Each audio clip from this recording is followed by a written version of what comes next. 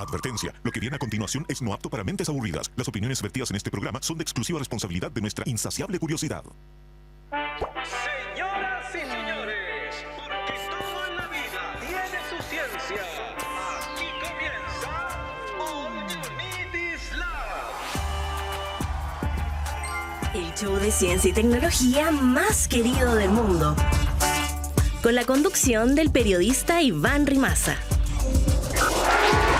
¿Cómo están? Bienvenidos a una nueva edición de All You Need Is Love, completamente en vivo del estudio 69 de un número que probablemente tú ya lo mal pensaste, Cabeza de Retrete. Hoy también completamente en vivo por Radio USACH 94.5 FM y tengo una pregunta para ti. Las matemáticas, que en realidad nunca me interesaron mucho en el colegio, yo era bastante malo para las matemáticas. Uy, boté parte de la escenografía de este programa, pero la pregunta es la siguiente. ¿Las matemáticas, las descubrimos o las inventamos? ¿Cómo es posible que los chinos, los babilonios, los griegos, los indios, todos llegaran de forma independiente a formas del teorema de Pitágoras? Y sin WhatsApp, sin teléfonos, sin comunicarse. ¿Es descubrimiento o es invención? Bueno, primero pongámonos de acuerdo en qué diablo significa descubrir e inventar. Para este caso yo diría que cuando descubres algo es porque ya estaba ahí, como cuando Colón descubrió América, ¿no? Pero cuando inventas algo, no estaba ahí.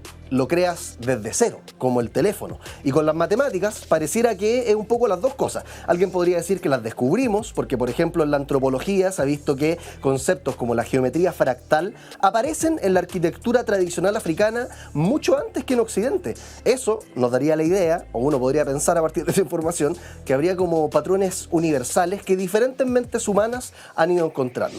Pero el tema es que las matemáticas claramente las inventamos como lenguaje, al menos. Uno no ve números carreteando las noches de los sábados o ecuaciones saliendo al cine con su familia porque son símbolos creados para representar cosas. Al final la respuesta a si las matemáticas las inventamos o las descubrimos depende de cómo entendemos la pregunta, pero ¿qué pasaría si hubiera una forma de definir con certeza que fueron descubiertas, por ejemplo? Bueno, quizá eso confirmaría que hay una verdad matemática absoluta, universal, que trasciende culturas. Y si solamente fueran un invento, bueno, solamente sería una herramienta humana, sin ninguna base en la realidad, ¿no? Por eso la pregunta yo creo que está mal planteada. Las matemáticas finalmente son un lenguaje inventado para describir lo descubierto. O sea, si los humanos desaparecemos, los patrones seguirían ahí, solo que nadie estaría contándolos. Acá empieza All You Need Is Love.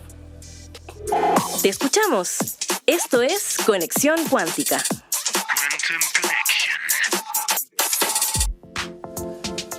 Tus 15 segundos de fama, vamos a leer algunos de los comentarios como siempre en las redes sociales porque subimos cada cosa a nuestro Instagram y TikToks, que tú lo puedes... TikToks, me dicen que se dice como el adulto que conoció ayer la red social, ¿no? El Twitters y el TikToks, ustedes pueden ahí revisar.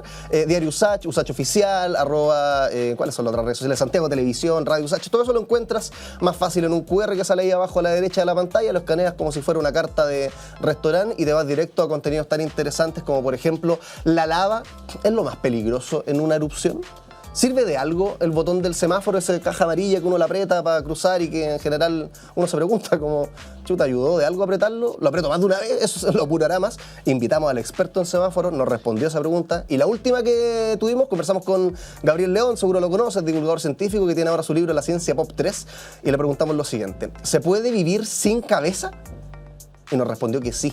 Hay una historia fascinante de un pollo. Mira, estos son los comentarios que ustedes nos dejaron ahí en las redes sociales. Un pollo que vivió 18 meses decapitado. Anda a ver la historia completa ahí a nuestras redes sociales. Nos dicen, esta historia es increíble. Claro, porque ocurrió hace un tiempo atrás en Estados Unidos. El pollo se llamaba Mike y el granjero a cargo, digamos, de estos animales se dio cuenta que estaba descabezado, pero seguía picoteando, seguía moviéndose, seguía vivo. Entonces lo sacó como si fuera una rareza de gira por circos, shows. La gente pagaba por ver al pollo descabezado y así pasó los últimos 18 meses de su vida, exhibido, y finalmente murió no porque no tenía cabeza, sino porque se ahogó Se ahogó en Las Vegas, terminó muriendo, o sea, quién sabe hasta cuándo podría haber seguido viviendo.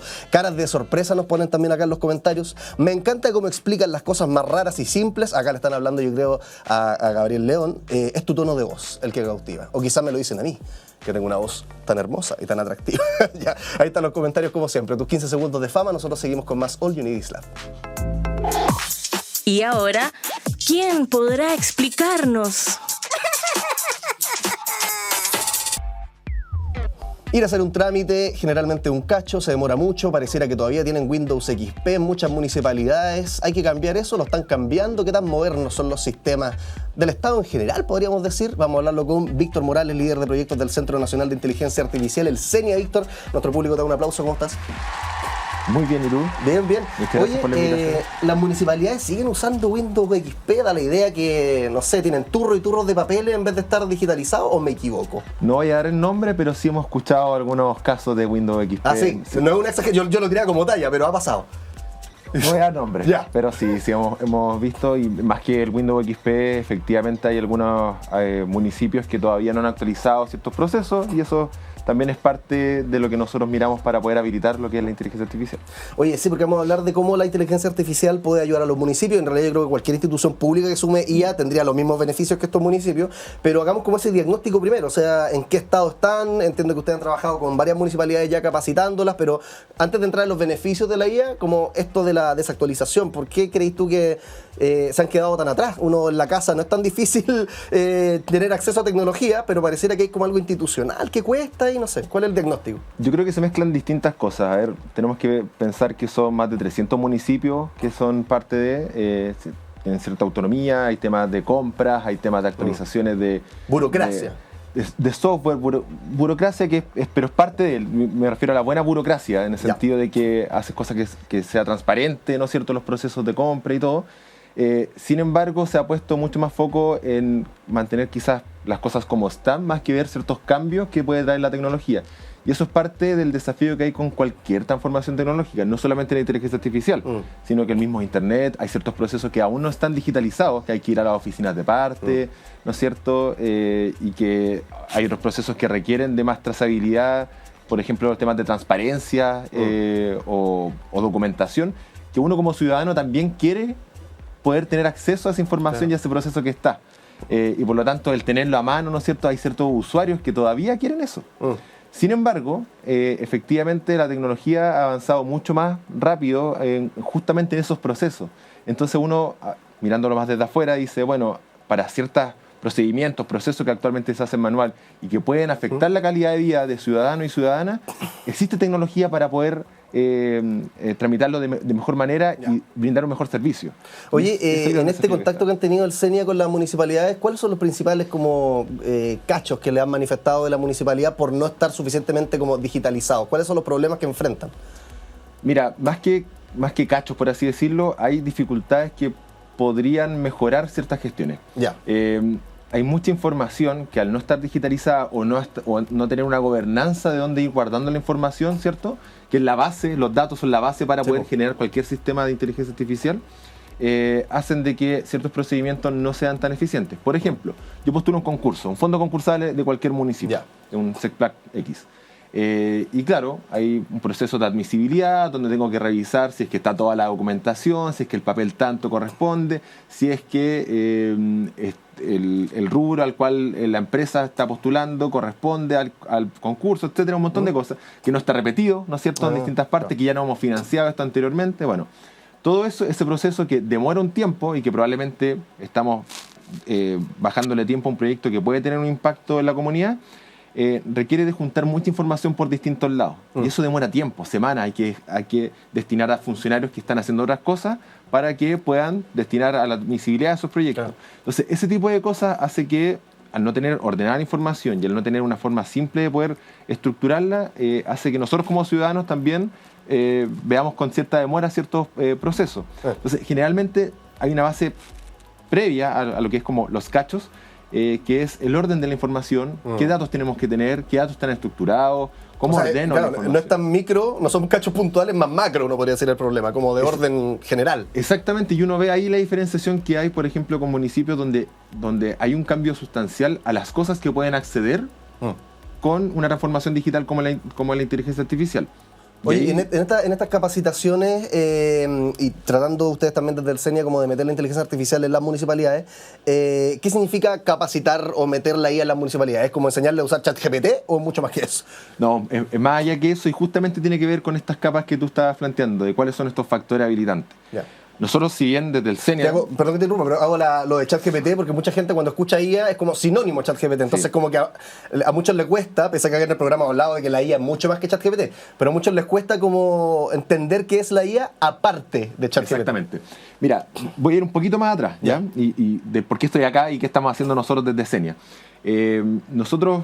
La inteligencia artificial está hace mucho tiempo, ya como campo, en distintas áreas, ¿no es cierto? Ya la teníamos cuando estábamos usando Netflix hace 10, 15 años atrás. Entonces, no nos dábamos cuenta, pero... Ya era parte de los algoritmos existen, pero se van haciendo más eficientes utilizando inteligencia artificial, buscando patrones, eso está. Lo que fue pasando es que se fue masificando con la inteligencia artificial generativa. Y eso afecta un montón de ámbitos de la vida, ya un montón de ámbitos a nivel de negocio, organizaciones, educación, también se está hablando mucho de cómo esto puede impactar, y por lo tanto nosotros como CENIA estudiamos y nos hacemos cargo también de cómo hacer de que esto aporte valor. Y ahí nace el área que me toca liderar específicamente. Entonces, en ese contexto es que nosotros lo que estamos planteando acá con los municipios, junto al Laboratorio de Gobierno, Ministerio de Ciencia, es poder entregar una orientación primero de qué es la inteligencia artificial, cuáles son los factores que me habilitan para tener sistemas con inteligencia artificial, y nosotros diferenciamos 3 capas, un poco para que quede bien claro esta línea. Una primera capa que tiene que ver con cómo la inteligencia artificial me puede ayudar a aumentar cosas que yo hago, pero para aumentarlas. Por ejemplo, ¿productividad? Productividad, pero personal me refiero. Entonces, en menor tiempo hacer una PPT, pero que requiere una aceleración humana. No es que me reemplaza, sino que hacer una presentación, la puedo hacer en menos tiempo, editar fotos, ¿no es cierto? Hacer gráficas, ¿no es cierto? La puedo utilizar utilizando inteligencia artificial, aumento mi productividad. Y para eso quizás no requiero tanto orden de datos, sino que la persona sepa cómo ocupar estas distintas herramientas. Y ahí está el universo de Gemini, ChatGPT, Notebook, ahí está ese universo. Claro. Después hay un segundo universo, ya una segunda capa que tiene que ver con los procesos. Cómo yo puedo utilizar inteligencia artificial para mejorar procesos. Por ejemplo, a través de un chatbot.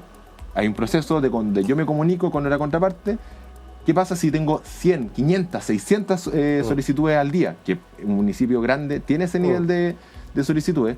Claro, probablemente hayan demora en la respuesta, y puedo utilizar en los procedimientos de inteligencia artificial para que pueda, por ejemplo, ir clasificando cuáles son más urgentes, ¿no es cierto? Y ir dando cierta prioridad.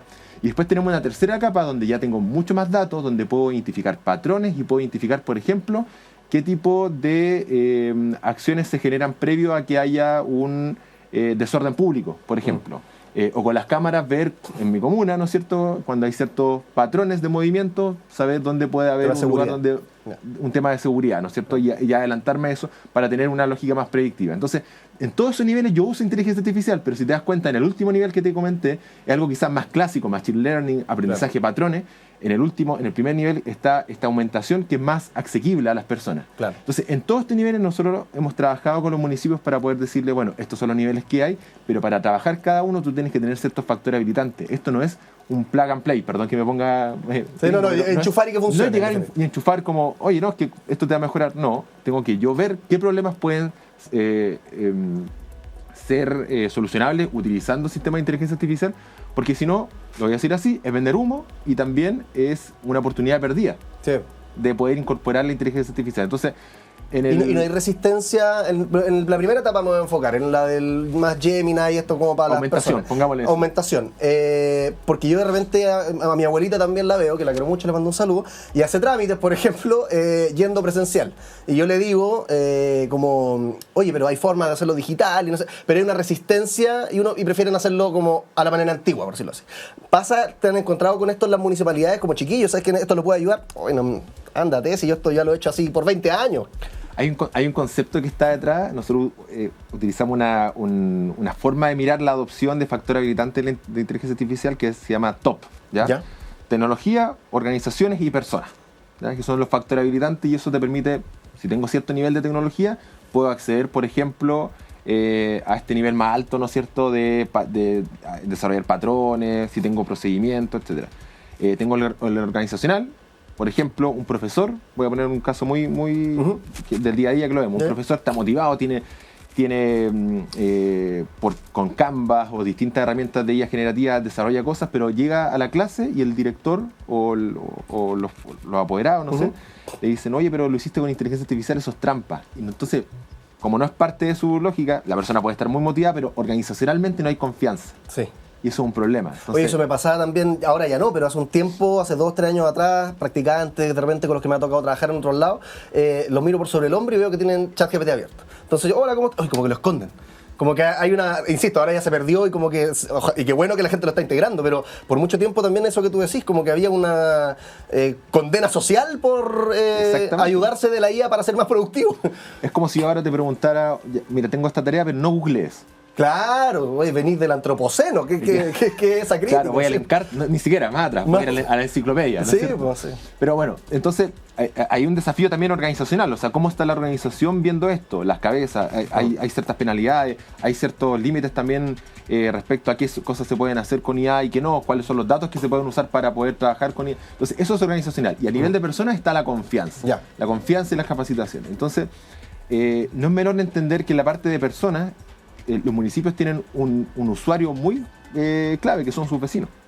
¿Ya? Los vecinos también tienen formas de trabajar, también tienen formas de relacionarse con documentos y efectivamente en algunas partes el papel da más seguridad para ciertas cosas. Pero en otras no, en otras es más ineficiente y en eso también hay que saber trabajar con esas líneas. Y también tenemos funcionarios que, más que resistencia, quiero ponerlo más en el sentido positivo, porque nosotros hemos trabajado y estamos colaborando con distintos municipios y hay un interés muy grande y una expectativa muy grande de saber qué podemos hacer con esto. Es muy parecida a la llegada a Internet, por ejemplo. Pero aún así, aunque no lo creas, todavía hay personas, instituciones que no tienen correos Outlook o Gmail, sino que tienen correos con empresas específicas que están recién cambiándose a Gmail. ¿Ya? O sea, a ese nivel, si yo le empiezo a hablar de inteligencia artificial, de cómo usar esto, efectivamente hay un trabajo previo. Tengo que pasar como 5 clases antes de llegar a... Entonces, yo no digo que es un tema de resistencia, sino que también hay un factor, yo como trabajador, como funcionario, en un contexto donde yo quiero hacer esto, por eso te ponía el ejemplo del profesor, que quiero trabajar, que quiero impulsar esto. Si no tengo ciertas condiciones donde se me permita hacer este tipo de cosas... Hay que nivelar, alfabetizar digitalmente. Exactamente, muy difícil. Entonces nosotros hemos estado trabajando en eso para que los municipios vayan reconociendo cuál es el nivel al cual pueden optar, con la cantidad de datos que tienen, con las capacidades que tienen, para decir, bueno, ¿cuál es el siguiente paso que usted como municipio quiere hacer? Y en eso hemos trabajado para que a partir de eso definan cuáles son los problemas que pueden solucionar y cuáles son las soluciones que pueden acceder y no vender humo con esto. Yo quiero ser bien recalcar harto con esto porque es fácil decir, bueno, te armo un chatbot y te lo venden a un montón de plata, y eso pasa mucho, y un chatbot tú lo puedes hacer muy simple. Oye, a propósito de vender humo, qué mala la conexión porque se puede interpretar mal, pero me van a entender. A los ingenieros comerciales les encantan los resultados, los números. ¿Cómo sabemos entonces esto que va a funcionar? Como supongamos que le estáis vendiendo esta idea a un gerente muy amargado y suena bonito y te dice, ya, sí, súper bonito, pero quiero resultados. ¿Por qué esto va a funcionar? Dame un caso de éxito. Ya, primero voy a decir de que, bueno, yo soy ingeniero comercial. Lamentablemente. ¿No te gusta? No. Quizás no lo habrías dicho. Pasa con los abogados me pasa a veces que dicen como, oye, no digáis que soy abogado porque tiene mala fama. No, al revés. No, nos toca coordinar distintas acciones con la mayoría de ingenieros que trabajan directamente ya con la tecnología particular y yo estoy coordinando procesos, pero es la broma nomás de que de muchas y varias cosas. Un saludo a toda la comunidad de los ingenieros comerciales. A toda la comunidad. Claro, pero números. ¿Cómo sabemos que esto ha salido bien y podemos proyectar eventualmente que donde lo estamos tratando de aplicar ahora va a resultar más o menos bien también? Ya, démosle vuelta para atrás, ¿ya? O sea, veamos primero efectivamente que esto, para que no sea solamente implementar tecnología por implementar tecnología. Claro, y vemos cómo va a salir. Exactamente. Pongamos, nosotros lo ponemos con estos términos, un caso de negocio. Un caso, ¿cuál es el indicador que quiero mover? Ya. Quiero disminuir tiempo en algo, quiero mejorar el indicador de satisfacción. Eso es la clave para entender qué es lo que yo quiero solucionar. Sí. ¿Ya? Si yo empiezo a poner la tecnología y ver dónde calza, ese es el problema que estamos teniendo con cualquier tecnología. Claro. ¿Ya? Pero sobre todo estas que tienen la particularidad de ser más generales, es decir, que cambia también a la persona que está dando el servicio o como dándole el servicio al vecino, como también al vecino cómo interactúa con el municipio. Yeah. Entonces, uno lo primero que tiene que pensar es cuáles son esos beneficios. Y por ejemplo, te voy a poner el caso que hemos trabajado con un servicio público, donde el caso de admisibilidad que te comentaba, ellos se pusieron la meta de disminuir el tiempo que se demoraba desde que la persona postulaba a un concurso hasta que el proyecto estaba andando. ¿Y cuál era la gran demora? Es que el proceso de admisibilidad y revisión de postulaciones demoraba un montón, ¿ya? 2-3 semanas, revisando, viendo que estaba la información, que no, que faltaba tal documento.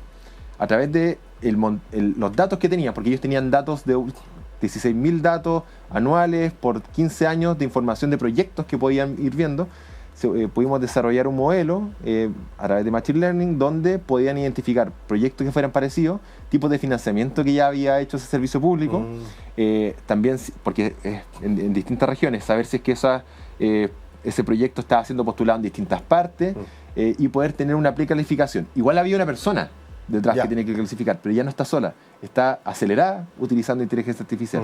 Y eso disminuía, por lo menos en el objetivo que tenemos, de 2 a 3 semanas a 1 o 2 días. ¿Ya? Y ahí tienes un caso de valor de negocio, o sea, hay una propuesta específica que puede generar un cambio que es bueno para que ocurra un proyecto y lo que queremos es que pase lo antes posible y no que pase 3 meses más, cuando la razón de eso es que nos demoramos en poder revisar la documentación. Entonces, en ese tipo de cosas hay una visión de parte de la institución de poder ver dónde hay procedimiento, dónde hay datos, qué puedo hacer, ¿no es cierto? Y cuáles son las capacidades que se requieren para esto. Entonces, tiene mucho más que ver con las personas, y eso es un dato que te lo dicen en todas partes, mucho más que ver con las personas más que la tecnología. El 30% tiene que ver con algoritmos y modelos y el 70% tiene que ver con las personas. Mira. Oye, Víctor, te habrás dado cuenta que tenemos preguntas fascinantes en este programa, pero también tenemos juegos. Como por ejemplo... ¡La pecera! Que está aquí. Voy a dar vuelta el vaso con agua y ahí sí que va a ser una pecera real, llena de líquido y se van a mojar estos papelitos que están acá adentro. Mira, cada uno de estos papelitos, Víctor, no te asustes porque en realidad si estás acá te va a ir muy bien con este juego. Cada uno de estos papelitos tiene algo que nosotros le decimos factos, que son como frases reduccionistas, más polémicas de lo que estamos hablando. La inteligencia artificial aplicada a distintas empresas, al Estado. Entonces, yo le voy a decir a la cámara, si es que es una tontera, una burrada lo que estoy diciendo, tú tienes que desmentirlo y explicar por qué. Y si es que lo que digo es totalmente cierto o tiene matices, bueno, también ahí explicas por qué es cierto o lo matiza. ¿Te parece? Ya tenemos el papelito, se va un poquito al agua, buscamos otro para conversar con Víctor Morales, líder de proyecto en el Centro Nacional de Inteligencia Artificial, el CENIA. Veamos qué es lo que dice la pecera en esta ocasión. Podrías perder tu trabajo por la IA. ¿Qué dice el experto? Bueno, es uno de los principales mitos que existen. Efectivamente, hay trabajos que se transforman, y eso es muy importante verlo. Trabajos que se transforman a partir del uso de inteligencia artificial más masivo, ¿ya? Nosotros hace poco, en diciembre del año pasado, hicimos un estudio bien interesante junto a académicos de Stanford, junto a Futuro del Trabajo de la OTIC Sofofa, a quienes les mando saludo también, que hemos trabajado en conjunto. Donde fuimos viendo una segunda capa de eso, porque en general los estudios te muestran sobre automatización, ¿ya? Más allá de inteligencia artificial, automatización. Y te hablan sobre empleos que cambian, que aumentan, y empleos que se reemplazan porque viene la inteligencia artificial, ya aparece el típico ranking, estos son los típicos. Claro. Pero un trabajo, una ocupación, un empleo, se descompone por tareas, ¿cierto? Entonces, un periodista, por ejemplo, reportea, genera informes, ¿no es cierto? Claro. Resume información, hace un montón de tareas. Entonces nosotros fuimos haciendo el doble clic a eso y fuimos viendo tarea por tarea de las 100 ocupaciones más comunes en Chile. Fuimos viendo cuál era el porcentaje de tareas que podían ser aceleradas si la persona utilizaba inteligencia artificial, ¿ya? Y vimos que el promedio era el 48% de las tareas de las personas en Chile aceleradas utilizando inteligencia artificial, y eso es muy importante ponerlo sobre la mesa. Entonces, la visión que tenemos nosotros desde acá, por un lado, es una visión más positiva de que esto, si yo uso inteligencia artificial, puedo acelerar mis tareas, a propósito de esta aumentación que hablábamos antes. Así como el Internet no desplazó un montón de tareas, sino que transformó, también los negocios lo que hizo fue digitalizarlos, transformó modelos de negocio. Con la inteligencia artificial está pasando un poco lo mismo, y vamos a empezar a ver, ¿no es cierto?, distintos cambios. ¿Por qué creemos que es un error pensar solamente en esta lógica entre reemplazo y aumentación? Es que los datos también te muestran en que los supuestos que se basan en esos distintos modelos que se aplican para decir este empleo va a cambiar completamente y va a eliminarse por la inteligencia artificial, no toman en cuenta que hay una distribución de tareas de por medio, y además existen distintos valores dependiendo del tiempo, del tipo de empleo, los supuestos que tienen los distintos estudios que te van diciendo que hay un 30%, un 20% que se puede eliminar. Entonces, hay números para todo. Yo te podría decir, hay números que dicen hasta el 50% se puede eliminar de las tareas. También del 20, del 30, pero creemos que eso es una forma quizás no completa de verlo. Nosotros creemos que todos nos vamos a ver transformados con la inteligencia Ojalá artificial. que nos ganemos. Y que esa es la lógica. Más que decir que la inteligencia artificial nos va a cambiar, pensemos de otra manera, es que las personas que saben de inteligencia artificial y la aplican al trabajo, lo más probable es que esas personas reemplacen a las personas que no están teniendo esto. Como en los 90 se decía, tenéis que saber inglés, no sé, por decir algo. O tienes que usar internet. O usar internet, de hecho, es más basal aún. Bueno, en una pega, si tú dices, oye, ¿sabes que mi problema? Yo soy súper puntual y todo, pero internet no te lo manejo. Chuta, que hay afuera. O sea, ya ni se ponen los currículums. Sí, pues no se pone, obvio. Es como dado. Entonces, esto mismo un poco nos va a pasar. Es como nosotros vamos a entrar en un mundo donde, tal cual ahora, es internet y después era, ¿cómo es trabajar sin un correo electrónico? Es verdad. Se puede yo no sé, hay trabajos que efectivamente se pueden hacer, pero en su gran mayoría nos vemos transformados por este tipo de tecnología. Entonces, ha sido bueno, han cambiado empleo, han cambiado trabajo. Lo importante es saber cómo lo adoptamos para que eso sume valor y no lo veamos como una amenaza. A medida que nosotros nos vamos acercando y vamos acercando también a las personas, que es una de las misiones del CENIA, de lo que es la inteligencia artificial, cuáles son estos mitos que están detrás, también las personas van teniendo más interés en aprender y las vamos haciendo parte de este grupo que va a acelerarse con inteligencia artificial. Víctor Morales, líder de proyecto en el Centro Nacional de Inteligencia Artificial, nuestro público virtual te da un aplauso. Muchas gracias por estar acá en el programa. Muchas gracias, Iván. Nosotros seguimos con más, ¿les parece o no? ¿O nos quedamos acá congelados? Nos quedamos congelados acá. ¿Te imaginas la televisión experimental? Seguimos con más All You Need Islam. La máquina del tiempo.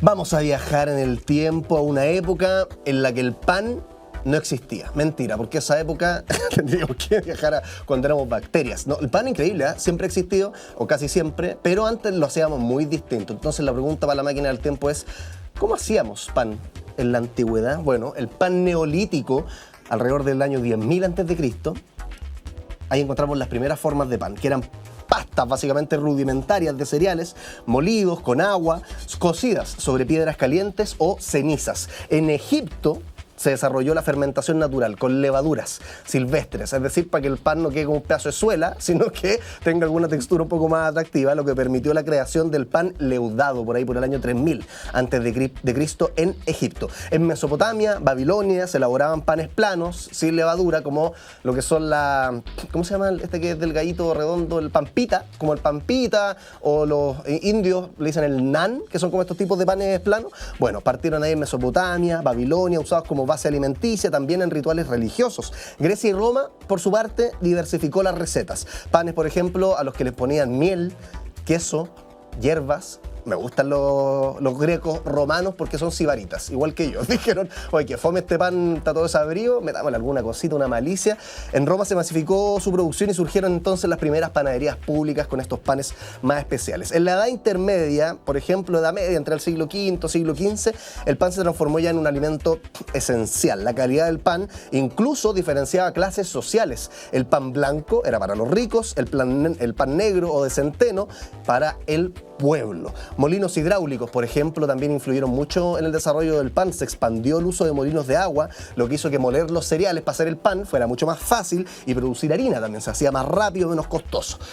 ¿Qué es lo que pasó con la religión? Como siempre nos sale hasta en la sopa, en Europa cristiana el pan se convirtió en símbolo central de la Eucaristía, reforzando su valor cultural y espiritual. Y hoy, en la actualidad, o desde la Revolución Industrial en adelante, siglo XIX, hasta la fecha, se mecanizó ya la producción del pan con hornos a vapor, mezcladoras automáticas, ya no te queda todo el hombro inflamado por estar batiendo ahí la masa, sino que una máquina te puede ayudar, lo que permite su masificación. La levadura, de hecho, se hizo comercial, también industrial. En el siglo XX se empezó a usar levadura prensada y seca. Qué rico lo que estamos viendo ahí en las pantallas de Santiago Televisión.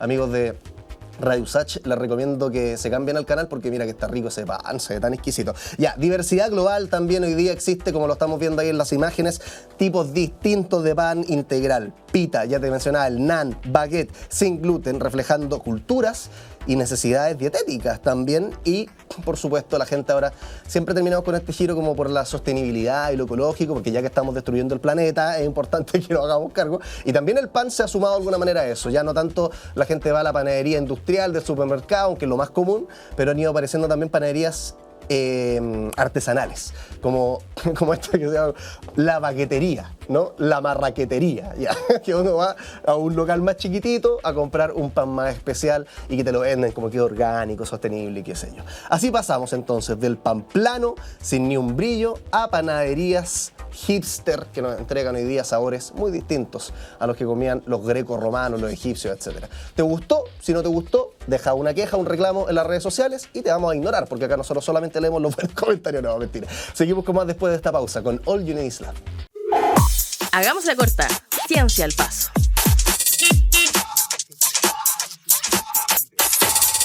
Seguimos con más. Tengo un truco de magia, mira, para nuestros amigos de la televisión.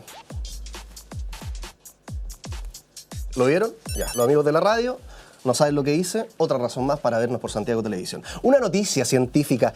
Hay una pareja de pingüinos machos que por primera vez son padres. Te voy a contar la historia porque tiene una relevancia científica. No solamente te estoy contando de un amigo que tuvo un hijo y que subió su foto a Instagram y se ve muy bonito. No. Esto tiene relevancia científica. Scamp y Flounder. Nace el bebé de una pareja de pingüinos machos que empollaron un huevo juntos. 2 pingüinos machos de la especie de Humboldt se convirtieron en padres en el zoológico de Chester, ubicado en Reino Unido, tras incubar y cuidar un huevo que había sido abandonado por sus padres biológicos. El polluelo es uno de los 10 pingüinos que acaban de eclosionar en las instalaciones británicas. Todos nacieron sanos y ahora sus padres los cuidan para que más adelante puedan entrar al agua por primera vez. Ahí mira qué hermosos que se ven, muy bonitos. Me gustan los pingüinos. Yo fui en estas últimas vacaciones que tuve el privilegio de tener, porque claro, las vacaciones son un privilegio, si no, no existiría el 1 de mayo, ustedes saben, una matanza, gente que estaba pidiendo vacaciones, bueno, ahora tenemos vacaciones, y en estas vacaciones, que yo agradezco mucho que existan, fui al sur, fui a Magallanes, y vi al pingüino rey en Tierra del Fuego. Y ¿sabes lo que me pasó? Porque si bien uno lo ha visto mucho como están ahora en las pantallas de Santiago Televisión, aunque esos no son pingüinos rey, pero uno ha visto muchos pingüinos por Google y etcétera, verlos en persona es una locura. La verdad que para mí fue como ver a un, no sé, Pegaso, ver un unicornio, porque son animales que uno, claro, sabe que existen, pero verlos por primera vez en persona, ¡qué locura! En el caso de estos peludos recién llegados, están siendo cuidados por sus padres, habiendo casi cuadruplicado su tamaño desde que emergieron por primera vez. Los huevos eclosionaron en abril y han pasado sus primeras semanas de vida en sus madrigueras, según comunicó el zoológico. Las parejas de estas aves, que son oriundas de hecho del hemisferio sur, principalmente de las costas de Chile y Perú, comparten sus tareas de alimentación y crianza y según dice de hecho la Unión Internacional para la Conservación de la Naturaleza, esta especie está clasificada como vulnerable, por lo que la eclosión de huevos es un importantísimo avance en hábitats de conservación. Un aplauso para los pingüinos que están teniendo huevitos. Nosotros seguimos con más. ¿Te parece? All You Need Is Love. El que sabe, sabe. Y el que no conduce. Vamos a hablar sobre el aire, porque hay una investigación que detectó ciertos trazos, cositas, ciertos secretos que este aire que no vemos tendría cuando lo analizas, por supuesto. Con Francisco Cubillo vamos a hablar sobre esto, académico USACH, investigador del Instituto Milenio de Biología Integrativa. Francisco, nuestro público te da un aplauso a la distancia. ¿Cómo te va? Gracias por estar acá. ¿Todo bien? Oye, Francisco, lo que pasa con este estudio a mí me llama mucho la atención. Yo primero quería partirte preguntando antes de las conclusiones, ¿cómo se analiza algo que no vemos, algo que no podemos agarrar? Vámonos al laboratorio. ¿Cómo es la metodología de este estudio antes de ver las conclusiones? Claro, bueno, en realidad mucho de lo que hacemos se basa en estudiar lo que no vemos, ¿cierto? Desde la perspectiva, por ejemplo, soy microbiólogo, por lo tanto, en realidad intentamos muchas veces verlo bajo un microscopio, pero aún así, como científicos no somos capaces de poder identificar efectivamente todo lo que hay a nuestro alrededor. Si pensamos, por ejemplo, en organismos cultivables, nosotros podemos decir que aproximadamente 1% de todos los organismos que existen, microorganismos que existen, son cultivables. Y por lo tanto, en realidad tenemos que trabajar hace poder detectar aquello que no vemos. Y muchas veces nosotros pensamos de que los organismos están en superficie, ¿cierto? Como en nuestro escritorio, como en la tierra, como en el agua, por ejemplo, siempre adherido a algo. Pero a veces nos olvidamos que este mismo aire que estamos respirando también contiene una gran cantidad de información.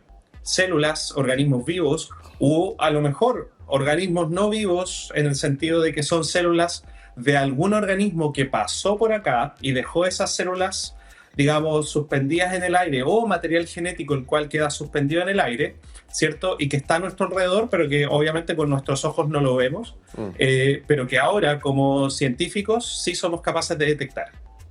Oye, qué llamativo. Y esto es literalmente como, no sé, si yo tiro un papelito de confort, cuando tú al aire lo veo así flotar, ya las células literalmente están así como flotando en nuestro aire.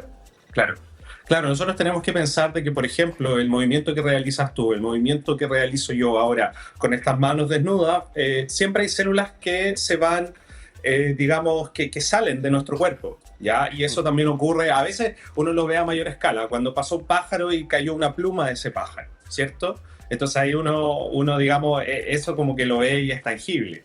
Sin embargo, las células se están constantemente desprendiendo de nuestro cuerpo, muchas de ellas porque ya cumplieron su función.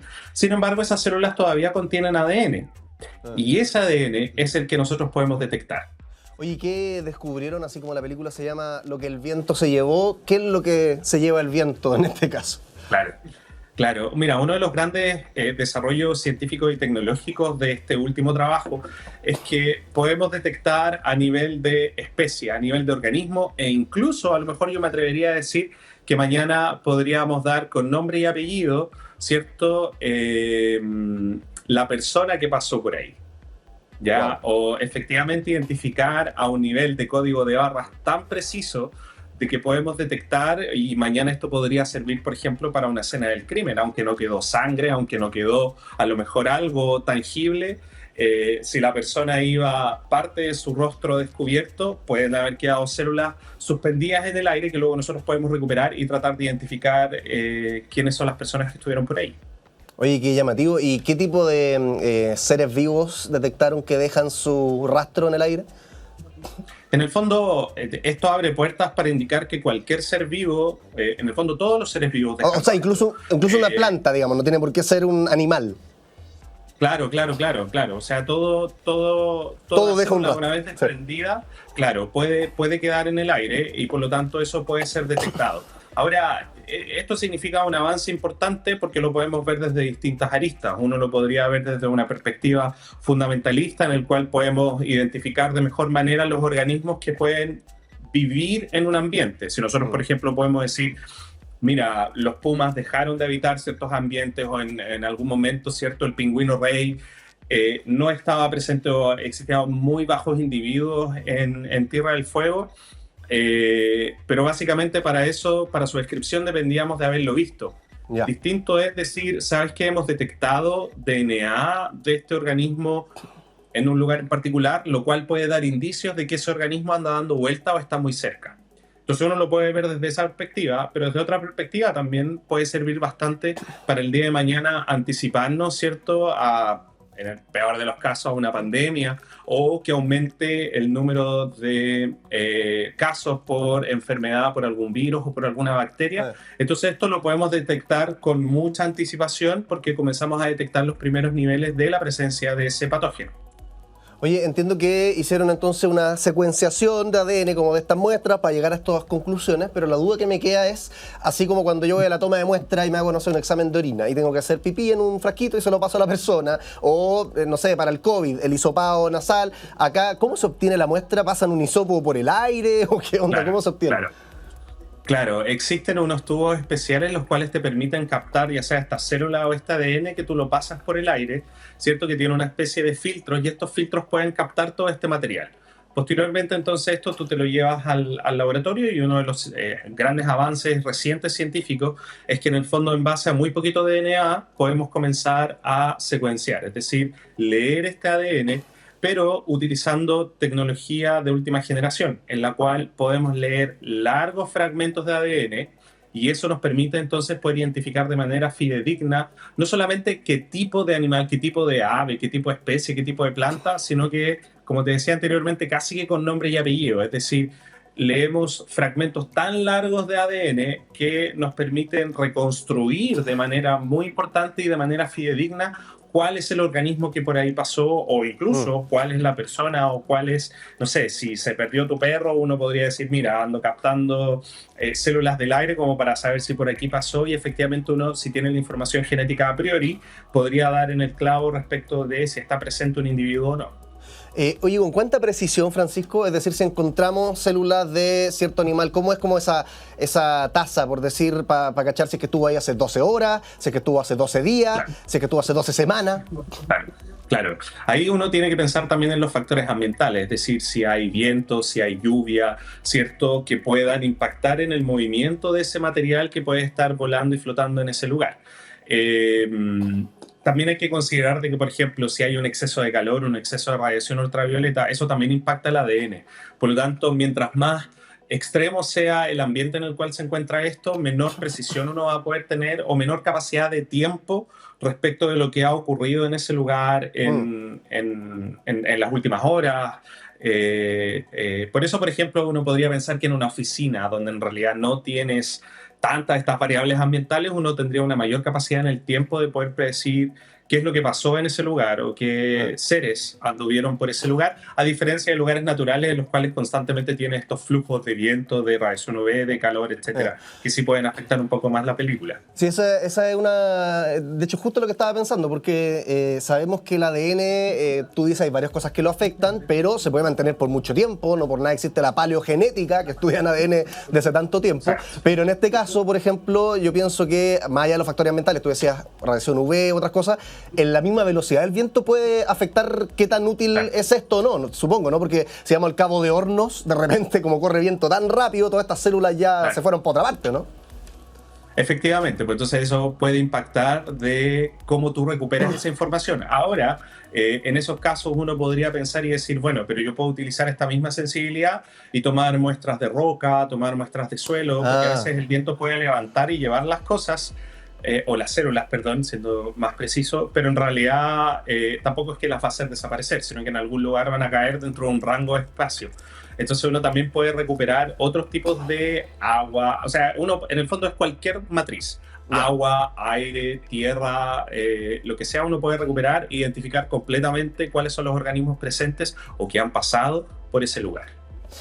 ¿Nos sirve para detectar, por ejemplo, animales que no deberían estar donde están, especies invasoras, especies exóticas, por ejemplo, que desplazan y desordenan el ecosistema en vez de tener cámaras? Porque muchas veces, de hecho, el SAC, CONAF, no sé, acá me enredo, no sé quiénes se encargan de la especie invasora, pero tienen que confiar únicamente en cámaras y a veces, claro, son medio escurridizos los animales, pues esto nos puede ayudar.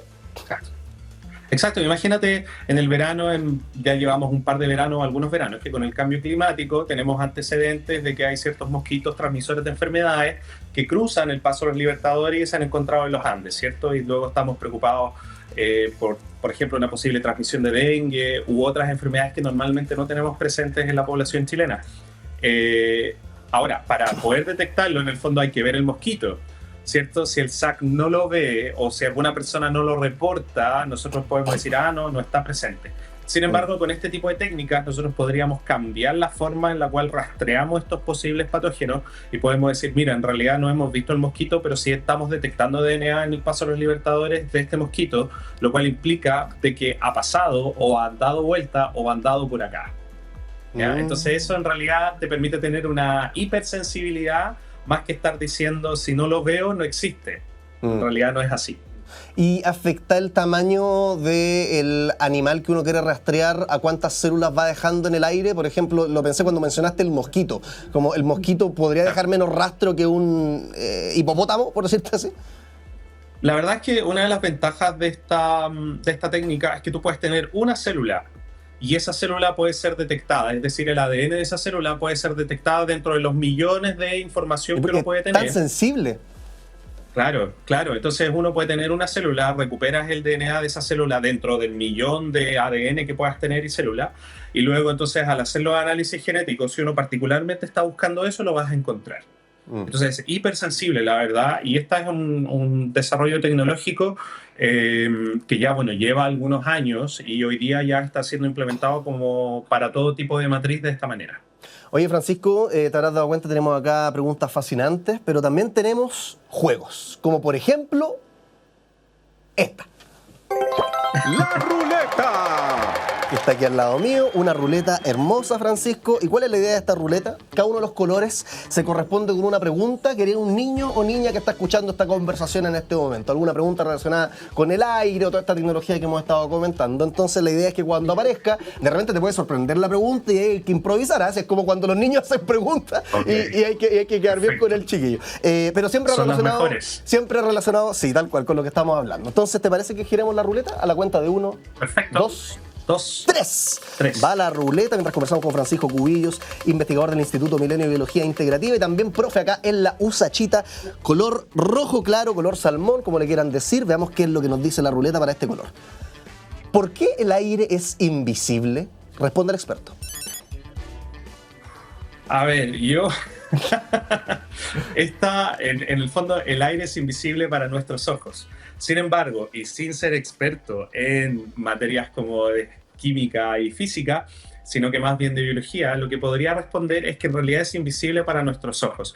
Pero en el aire hay una gran cantidad de elementos químicos, de gases, ¿cierto? Y sobre todo de información biológica. En este minuto alrededor mío hay distintos tipos de células, hay distintos tipos de microorganismos, lo cual no necesariamente son malos, ¿cierto? Pero para nuestros ojos y lo que nosotros somos capaces de identificar, no lo podemos ver. Sin embargo, hay otros organismos, por ejemplo, las moscas, que tienen una mayor capacidad de visión que nosotros. O, por ejemplo, los gatos, que son capaces de ver bastante bien en la noche. Entonces, en realidad, todo depende del organismo desde donde se estén observando las cosas. Nosotros, como humanos, no los podemos ver. Sin embargo, tenemos los instrumentos para poder descifrar qué es toda la información y todo lo que está ocurriendo a nuestro alrededor. Oye, Francisco, y lo último, antes que nos vayamos, nos quedan un minuto, así que ojalá sea breve y una lata, porque la pregunta que te voy a hacer es bien cototúa y de hecho yo creo que te la debería haber hecho antes, así que ahí hago el mea culpa. Pero tiene que ver con la dimensión como ética, porque sacar una muestra de ADN, en general uno lo hace con consentimiento y sabe. En un ser humano estoy hablando acá, no los otros animales. Pero acá pareciera entonces que podemos sacar muestras de ADN de gente que nunca se enteró que se la sacamos. ¿Qué pasa con eso? Así es. De hecho, el tema de obtener información del ADN sin consentimiento informado es un gran tema en genética, porque muchas veces las personas, sin querer de que su información sea develada, finalmente igual termina, ya sea en información pública o en bases de datos. Entonces, si bien las técnicas van avanzando mucho más rápido, muchas veces estos regulamientos éticos demoran un poco más de tiempo por la discusión de lo que implica. Entonces, si mañana obtenemos una muestra desde donde tú estás en este minuto, tú hasta ahora no has dado ningún consentimiento de que efectivamente quieres que esa información esté disponible, claro, o no tienes idea. Entonces, obviamente tú tienes todo el derecho legal a que si tu información genética va a estar disponible, eso debe llevar un consentimiento informado. En especial si no hay un delito, ¿no? Porque en la escena del crimen ahí como que se entiende y corren otros criterios. Efectivamente, y esto aplica para todo tipo de cosas, para test de paternidad, para test de secuenciación, en la cual hoy día la gente anda buscando parientes por todo el mundo, cuando a veces hay algunas personas que no quieren que su información sea revelada. Francisco Cubillos, investigador del Instituto Milenio de Biología Integrativa, también profe de la USACH, nuestro público virtual, te mando un aplauso a la distancia. Muchas gracias por estar con nosotros, Francisco. Muchas gracias a ustedes por la invitación al día de hoy. Seguimos con más. ¿Te parece? All You Need Is Love.